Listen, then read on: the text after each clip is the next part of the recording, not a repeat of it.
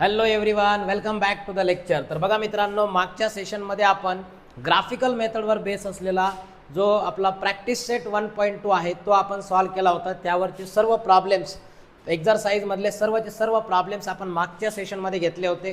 ज्या विद्यार्थ्यांनी या अगोदरचे सेशन बघितले नसतील त्यांनी आवर्जून ते सेशन बघा. त्यानंतर आपण जे नेक्स्ट पार्ट आहे या चॅप्टरमधला आपला डिटर्मिनंट. तर डिटर्मिनंट मेथडने आपल्याला सायमल्टेनियस लिनियर इक्वेशनला सॉल्व करायचं आहे. त्यालाच आपण क्रॅमर्स रूल असं देखील म्हणतो. पण जर तुम्हाला डिटर्मिनंट मेथडने जर लिनियर इक्वेशनला सॉल्व करायचं असेल, सायमल्टेनियस लिनियर इक्वेशनला सॉल्व करायचं असेल तर तुम्हाला डिटर्मिनंट काढता आला पाहिजे. डिटर्मिनंट म्हणजे नेमकं काय असतं ते कळलं पाहिजे. तर खूप सिंपल असा हा टॉपिक आहे डिटर्मिनंट नावाचा. लक्षात घ्या, मी जर तुम्हाला म्हटलं की तुमच्याकडे 4 एलिमेंट आहेत, बघा ABCD नावाचे 4 एलिमेंट आहेत आणि मी याला जर असं अरेंज केलं A, B, C and D and this is enclosed by 2 vertical bars. याला 2 वर्टिकल बारने मी असं एनक्लोज केलं, बघा अशा पद्धतीनं क्लोज केलं. आणि याला कॅपिटल लेटरने मी जर असं नाव दिलं, suppose A is equal to आणि 2 वर्टिकल बारमध्ये मी 4 एलिमेंट लिहिले ABCD. तर यालाच म्हणतात डिटर्मिनंट. यालाच म्हणतात रिप्रेझेंटेशन ऑफ डिटर्मिनंट. आता लक्षात घ्या, मी जर तुम्हाला म्हटलं की आता तुमच्याकडे इथं हॉरिझॉन्टल लाईन तुम्हाला दिसत आहेत, बघा ही एक हॉरिझॉन्टल लाईन आहे अशी आणि ही दुसरी एक हॉरिझॉन्टल लाईन आहे. तर याला म्हणायचं रो नंबर 1, याला म्हणायचं रो नंबर 2 आणि व्हर्टिकल जे असतं त्याला कॉलम म्हणतात, हे तुम्हाला माहिती आहे. याला म्हणायचं कॉलम 1 C1, याला म्हणायचं कॉलम 2 C2. म्हणजे जेवढे रो आहेत तेवढेच कॉलम आहेत, म्हणजे 2 रो आणि 2 कॉलम. म्हणजे लक्षात घ्या, तुमच्याकडं काही पर्टिक्युलर एलिमेंट्स असतील, काही पर्टिक्युलर नंबर्स असतील तर त्याची अरेंजमेंट करायची आहे. मग अरेंजमेंट कशी करायची आहे, जेवढे रो तेवढेच कॉलम, म्हणजे 2 रो आणि 2च कॉलम. 2 रो आले तर 2च कॉलम. 3 रो 3 कॉलमचा देखील डिटर्मिनंट असतो. म्हणजे मी जर तुम्हाला म्हटलं की बघा तुमच्याकडं अशा पद्धतीनं एक B is equal to ABCDEFGH आणि I. आता लक्षात घ्या, इथं रो किती आहेत, तर इथं 3 रो आहेत आणि 3 कॉलम आहेत. बघा हा रो नंबर 1, हा आहे रो नंबर 2, हा आहे रो नंबर 3. कॉलम किती आहेत बघा, हा पहिला कॉलम असा उभा, रो म्हणजे आडवा, बघा फर्स्ट सेकंड थर्ड. कॉलम म्हणजे व्हर्टिकल असतो, C1 फर्स्ट कॉलम, C2 म्हणजे सेकंड कॉलम, C3 म्हणजे थर्ड कॉलम, बरोबर. म्हणजे इथं 3 रो आहेत, 3 कॉलम आहेत. तर ही जी अरेंजमेंट असते मित्रांनो, 2 रो 2 कॉलमची असेल किंवा 3 रो 3 कॉलमची असेल, which is enclose by 2 vertical bar, this is nothing but the representation of determinant. याला डिटर्मिनंटचं रिप्रेझेंटेशन असं म्हणतात. जेवढे रो आहेत तेवढे कॉलम असणं गरजेचं आहे. आता लक्षात घ्या, व्हॅल्यू ऑफ डिटर्मिनंट म्हणजे काय, तर इथं तुम्हाला व्हॅल्यू ऑफ डिटर्मिनंट म्हणजे काय करायचं आहे. आता एक गोष्ट लक्षात घ्या, सर्वात अगोदर इथं स्क्वेअर टाईप ऑफ अरेंजमेंट असते. Square type of arrangement. आता मी जर तुम्हाला म्हटलं की याच्यामध्ये डायगोनल एलिमेंट कोणते, आता तुम्हाला माहिती आहे की स्क्वेअर जर या पद्धतीनं असेल, बघा असा जर स्क्वेअर असेल सपोज हा, तर याला डायगोनल म्हणतो आपण, बरोबर. हा एक डायगोनल आणि इकडून दुसरा एक डायगोनल, असे 2 डायगोनल असतात स्क्वेअरमध्ये. त्याच पद्धतीनं मी जर तुम्हाला म्हटलं तर हा काय आहे, हा CB, हे पण हे डायगोनल एलिमेंट आहेत, हे असे डायगोनल एलिमेंट आहेत. आणि इकडून जर आपण बघितलं या डायरेक्शनमध्ये जर आपण बघितलं तर हे पण डायगोनल एलिमेंट आहेत, हे A आणि D हे पण डायगोनल एलिमेंट आहेत, लक्षात घ्या. मग हे जे डायगोनल एलिमेंट आहेत बाळांनो, या डायगोनल एलिमेंटचा आपल्याला प्रोडक्ट घ्यायचा आहे, प्रोडक्ट. बघा आता याला म्हणायचं प्रिन्सिपल डायगोनल एलिमेंट आणि याला म्हणतात नॉन प्रिन्सिपल डायगोनल एलिमेंट. एवढं डिटेलमध्ये तुम्हाला एखाद्या वेळेस नाही सांगितलं जाणार, परंतु लक्षात घ्या, डिटर्मिनंट म्हणजे एक अशा पद्धतीची अरेंजमेंट असते इक्वल नंबर ऑफ रोज आणि कॉलममध्ये, which is enclose by 2 vertical bars. आणि याला म्हणायचं डायगोनल एलिमेंट. हे प्रिन्सिपल डायगोनल एलिमेंट, हे नॉन प्रिन्सिपल डायगोनल एलिमेंट. आता याला प्रिन्सिपल डायगोनल का म्हणतात, नॉन प्रिन्सिपल डायगोनल का म्हणतात, तर याचे पण रिझन आहेत. याची जी रो कॉलम पोझिशन असते ती सेम असते, डिफरंट असते. पण जाऊ द्या, एवढ्या 12 भानगडीत पडू नका, एक सिंपल अशा पद्धतीची अरेंजमेंट असते. आता याची व्हॅल्यू ऑफ डिटर्मिनंट म्हणजे काय, तर लक्षात घ्या, व्हॅल्यू ऑफ डिटर्मिनंट म्हणजे काय, खूप सिंपल असा हा कॉन्सेप्ट आहे मित्रांनो, व्हॅल्यू ऑफ डिटर्मिनंट.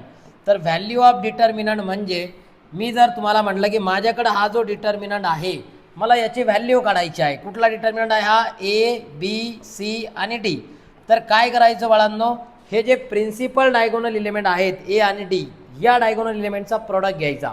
म्हणजे तो येणार आहे ए इंटू डी मायनस हे जे दुसरा प्रिन्सिपल डायगोनल इलिमेंट आहेत बी आणि सी, यांचा प्रोडक्ट घ्यायचा मायनस बी इंटू सी. आणि याने जी व्हॅल्यू आपल्याला भेटणार आहे which is called value of the determinant, त्यालाच आपण व्हॅल्यू ऑफ द डिटर्मिनंट असं म्हणतो बाळांनो. लक्षात घ्या. म्हणजे मी जर तुम्हाला म्हटलं की suppose I have this determinant, find the value of this determinant 1 2 3 4, मला याची व्हॅल्यू काढायची आहे. खूप सिंपल आहे. तर मग मी काय करणार, हे या डायगोनल इलिमेंटचा प्रोडक्ट घेणार 1 इंटू 4 मायनस या डायगोनल इलिमेंटचा प्रोडक्ट 2 इंटू 3 आणि याला सॉल्व जर आपण केलं तर बघा 4 1 4 वजा हा काय होणार आहे 3 दुने 6 आणि 4 मधून 6 गेले तर काय येणार आहे -2. मग याला म्हणायचं डिटर्मिनंट ऑफ बी इज -2. म्हणजे बीचा डिटर्मिनंट किती आलेला आहे -2 आलेला आहे. एवढं सिंपल आहे बाळांनो. हे 3/3चा पण डिटर्मिनंट काढता येतो, पण हे आपल्या सिलेबसमध्ये नाही आहे. तुम्ही जेव्हा 11th-12th मध्ये स्टडी करणार तेव्हा तुम्हाला इथं हे शिकायला भेटणार आहे. त्यामुळं लक्षात घ्या, हे तुम्हाला नसल माहीत सध्या तरी काही हरकत नाही. याचं ॲडिशनल सेशन तुम्हाला म्हणजे माहीत करायचं असेल तर आपलं दुसरं जे चॅनल आहे आपलं ज्याला मी कोलॅब केलेले आहेत आपले काही व्हिडिओ, तर तुम्ही तिथं जा. त्या मुलांना मी कॉलेजच्या मुलांना शिकवलेलं आहे पॉलिटेक्निकच्या, त्या चॅनलवर तुम्हाला हे 3/3चा ज्याला एकदम क्युरियोसिटी आहे कसा असतो 3/3चा माहीत करायची, त्याने त्या चॅनलवर जाऊन बघा. पण लक्षात घ्या, हे 2/2चा डिटर्मिनंट तुम्हाला तिथं काढता आला पाहिजे.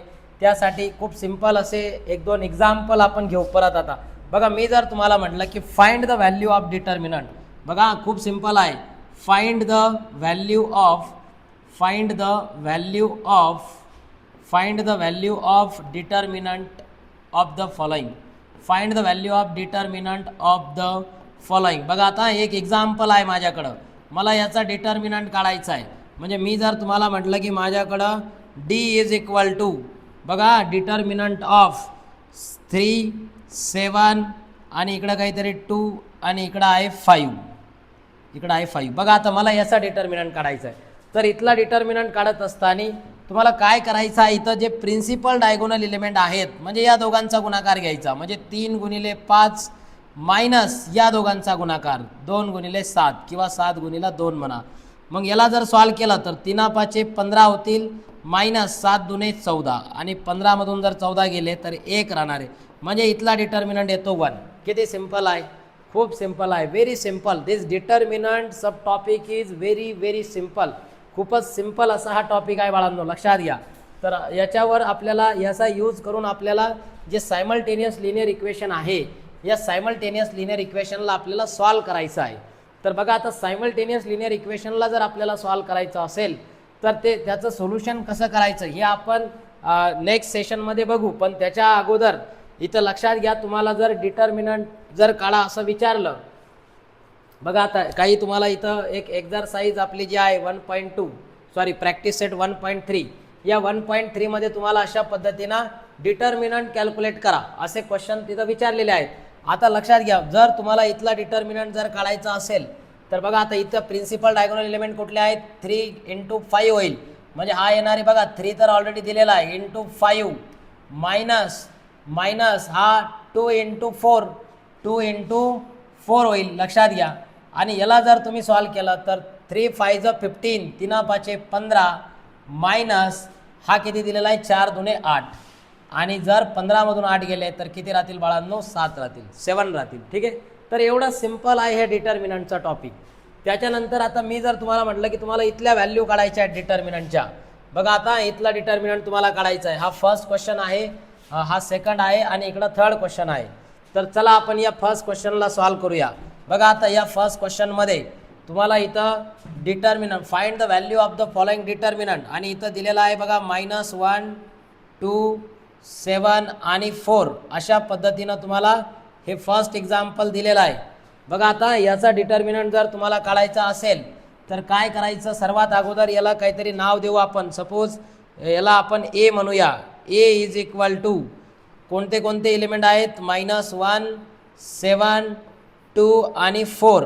चला बघा आता याचा डिटर्मिनंट काढायचा असेल तर जे डायगोनल इलेमेंट आहेत त्यांचा प्रोडक्ट घ्यायचा आहे आपल्याला.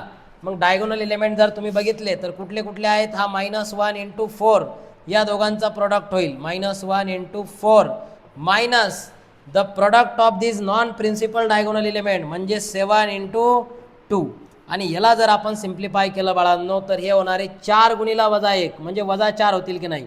हा मायनस वजा असाच 7 दुने 14 आणि -4 - 14 काय होणार आहेत -18. -4 - 14 इज -18 म्हणजे डिटर्मिनंट ऑफ ए आलेला आहे -18. किती सिंपल आहे, very very simple. This determinant sub topic is very simple. आता लक्षात घ्या. आता बघा दुसरं जे एक्झाम्पल आहे, जे नेक्स्ट एक्झाम्पल आहे, या नेक्स्ट एक्झाम्पलमध्ये तुम्हाला इथं जे क्वेश्चन दिलेला आहे बघा. आता यामध्ये तुम्हाला जो सेकंड एक्झाम्पल दिलं आहे बघा, इथं 5 आहे, हा 3 आहे, हा -7 आणि 0.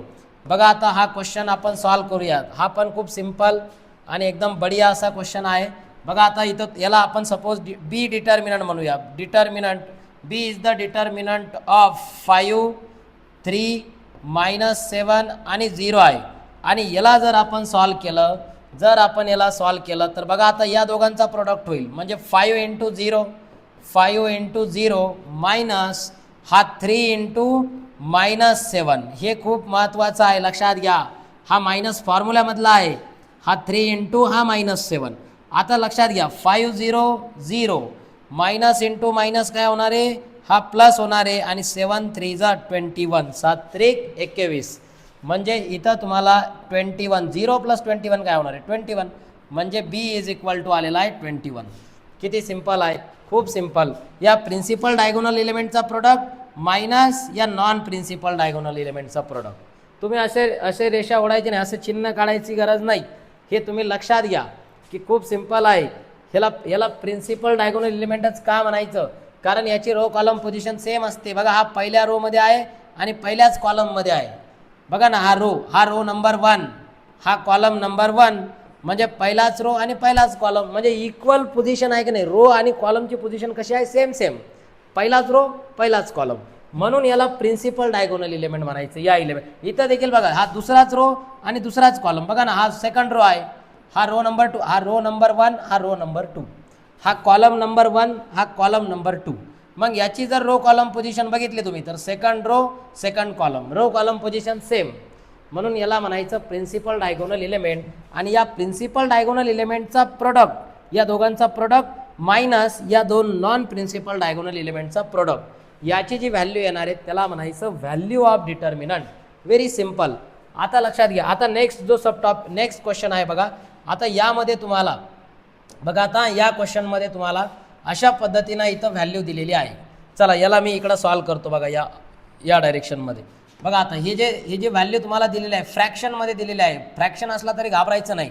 7/3 आहे, इथं 3/2 आहे, इथे 5/3 आहे आणि इकडं काय आहे 1/2 आहे. ठीक आहे. बघा आता इथं प्रोडक्ट घेऊ आपण. सर्वात अगोदर प्रिन्सिपल डायगोनल एलिमेंट. बघा आता हे प्रिन्सिपल डायगोनल एलिमेंट आहे म्हणजे यांचा प्रोडक्ट काय येणार आहे, हा 7/3 इंटू काय होईल 1/2 इंटू 1/2 मायनस या दोघांचा प्रोडक्ट 5/3 इंटू हा होणार आहे 3/2 इंटू 3/2. आणि याला जर तुम्ही सॉल्व केला तर 3 3 कॅन्सल होईल, बरोबर. देन आफ्टर दिस बघा आता याच्यानंतर बघा आता ह्याला सॉल्व करू आपण. सी हा 7 1 7 7 1 7 आणि 3 2 6. हे दोन अपूर्णांकाचा गुणाकार येतो सगळ्यांना. दोन अपूर्णांकाचा गुणाकार करत असताना न्यूमरेटरचं मल्टिप्लिकेशन गुणाकार करायचा म्हणजे 7 1 7 अपॉन 3 2 6 आणि मायनस हा काय होणार आहे, हा होणार आहे. किंवा एक काम करा ना यार, 3 3 कॅन्सल करण्याच्या ऐवजी एक काम करू आपण. बघा डिनॉमिनेटर सेम होतोय की नाही, डिनॉमिनेटर सेम होतोय, त्यामुळे 3 3 कॅन्सल करायचं राहू द्या, काही फरक पडत नाही. बघा 7 1 7 आणि हा होणार आहे 3 2 6 मायनस हा 5 3 15 आणि अपॉन 3 2 6. आता बघा दोघांचा डिनॉमिनेटर सेम आहे. जर डिनॉमिनेटर सेम असेल तर काय होते, न्यूमरेटरचे डायरेक्ट ॲडिशन असेल तर ॲडिशन, सबट्रॅक्शन असेल तर सबट्रॅक्शन. मग इथं डिनॉमिनेटर सेम आहे म्हणजे 7 - 15/6 आणि 7 - 15 किती होणार आहे, तर तो होणार आहे -8 म्हणजे -8/6 आणि -8/6 म्हणजे -4/3. बघा बेचोक 8 आणि बेत्रिक 6 अशा पद्धतीनं तुम्हाला इथली डिटर्मिनंटची व्हॅल्यू भेटणार आहे. याला सपोज आपण डी ने डिनोट करूया. ठीक आहे, तर एवढा सिम्पल असे हे प्रॉब्लेम आहेत बाळांनो. डिटर्मिनंट हा खूपच सिम्पल असा सब टॉपिक आहे, खूप सिम्पल असा हा कन्सेप्ट आहे. आता लक्षात घ्या, डिटर्मिनंटचा यूज करून आपल्याला काय करायचं आहे, जे सायमल्टेनियस लिनियर इक्वेशन आहेत यांना आपल्याला सॉल्व करायचे. त्याला म्हणतात determinant method for solving simultaneous linear equation. त्यालाच आपण क्रॅमर्स रूल असं म्हणतो. तर हा जो क्रॅमर्स रूल आहे, हा जो डिटर्मिनंट मेथड आहे for solving simultaneous linear equation, याचं सेशन आपण एक सेपरेट सेशन घेऊया. पुढच्या सेशनमध्ये मी त्यावर एकदम बढिया पद्धतीनं आपण त्या जे डिटर्मिनंट मेथड आहे किंवा क्रॅमर्स रूल आहे for solving simultaneous linear equation हे घेणार आहोत. तर सर्वांनी हा व्हिडिओ एकदम व्यवस्थित काळजीपूर्वक बघायचा आहे. यातले सर्व प्रॉब्लेम तुम्ही लिहून घ्या. अजून काही प्रॉब्लेम ॲडिशनली तुम्हाला पाहिजे असतील तर आपलं जे ऑफिशियल आपले व्हॉट्सअप टेलिग्रामचे ग्रुप आहेत तिथं तुम्ही जॉईन करा. तिथं तुम्हाला भरपूर साऱ्या तिथं क्वेश्चन्स वगैरे जे आहेत, प्रिवियस इयरचे पेपर देखील आहेत, मी टेलिग्रामला अपलोड केलेले आहेत. तर ज्या विद्यार्थ्यांना जो कंटेंट हवा असेल त्यांनी ज्या लिंक तुम्हाला डिस्क्रिप्शनमध्ये दिलेल्या आहेत, या अगोदरच्या व्हिडिओ लेक्चरमध्ये असेल किंवा याच्या पण असेल, तर तिथून तुम्ही सर्व ग्रुप जॉईन करा. तुमच्या सर्व मित्रांना आपलं जे चॅनल आहे ते त्यांच्यापर्यंत पोहोचवा. जर तुम्हाला म्हणजे आपले शिकवलेले व्हिडिओज जर तुम्हाला आवडले, व्यवस्थित समजले, तर चॅनलला लाईक करा, सबस्क्राईब करा, तुमच्या सर्व मित्रांना शेअर करा. थांबूया आपण आजच्या सेशनमध्ये इथंच. परत एकदा नवीन सेशनमध्ये आपण जी डिटर्मिनंट मेथड आहे for solving simultaneous linear equation हे एकदम बढिया पद्धतीनं स्टडी करूया. ओके, चलो बाय.